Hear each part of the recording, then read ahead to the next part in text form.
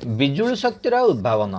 ଊନବିଂଶ ଶତାବ୍ଦୀରେ ବିଜୁଳି ଶକ୍ତିର ଉଦ୍ଭାବନ ଓ ପ୍ରସାର ଫଳରେ ଯୋଗାଯୋଗ ଓ ଦୂରସଞ୍ଚାର ବ୍ୟବସ୍ଥାରେ ଅଭୂତପୂର୍ବ ଉନ୍ନତି ପରିଲକ୍ଷିତ ହେଲା।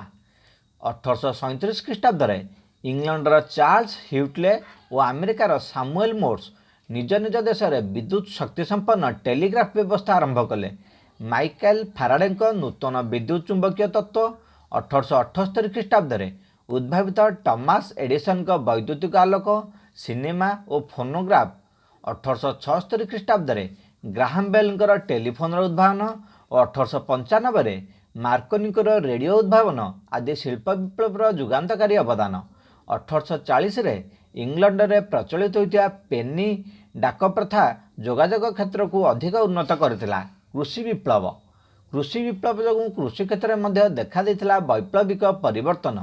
କୃଷି ପ୍ରଣାଳୀରେ ବିଭିନ୍ନ ଯନ୍ତ୍ରପାତିର ପ୍ରୟୋଗ ଦ୍ୱାରା ଉତ୍ପାଦନ ବୃଦ୍ଧି ହେବା ସଙ୍ଗେ ସଙ୍ଗେ